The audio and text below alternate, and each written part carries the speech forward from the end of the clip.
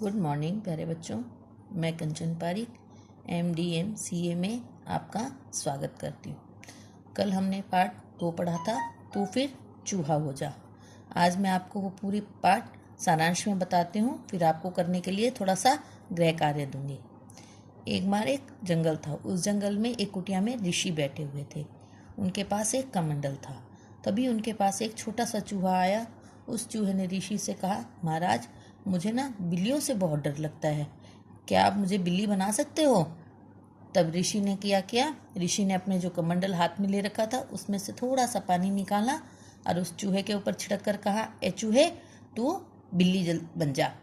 थोड़ी सी देर में वो चूहा जो था वो बिल्ली बन गया। बिल्ली बनकर वो चूहा बड़ा खुश हुआ। उसने घमंड से अब चारों तरफ देखा और झूमता हुआ खुश होकर जंगल में चला गया। कभी जंगल में पेड़ों पर चढ़ता, कभी कहीं घूमता। कुछ ही देर बाद क्या हुआ, उस बिल्ली को एक कुत्ते ने देखा। कुत्ता उसे देखकर जोर जोर से भौंकने लगा। जैसे ही उस चूहे ने बिल्ली को देखा, तब उसने फटाफट भागा वापस महाराज के पास गया और ऋषि से कहा, ऋषि महाराज, मुझे आप ना कुत्तों से डर लगता है, आप मुझे कुत्ता बना सकते हो?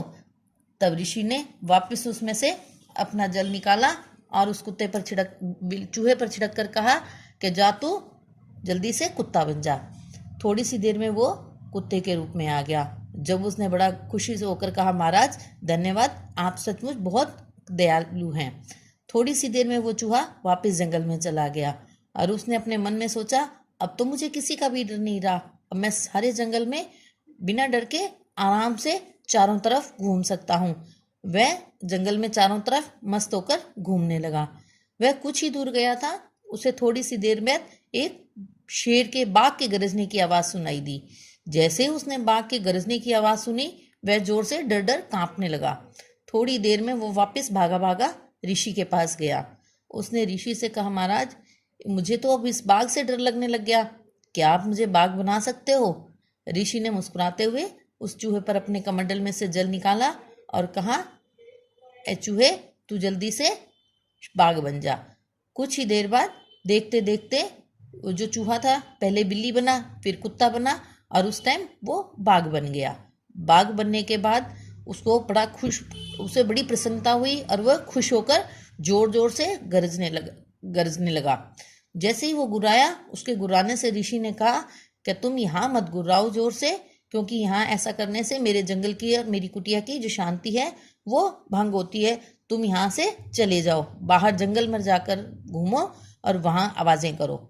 पर लेकिन जो वो बाघ था उसने कहा कि मुझे अब किसी से कोई डर नहीं रहा, मैं अब कुछ भी कर सकता हूँ, मुझे अब आपका भी डर नहीं रहा और मुझे ना महाराज बहुत जोर से भूख लगी है, अब मैं क्या खाऊं? अब मैं आपको ही खा जाऊंगा।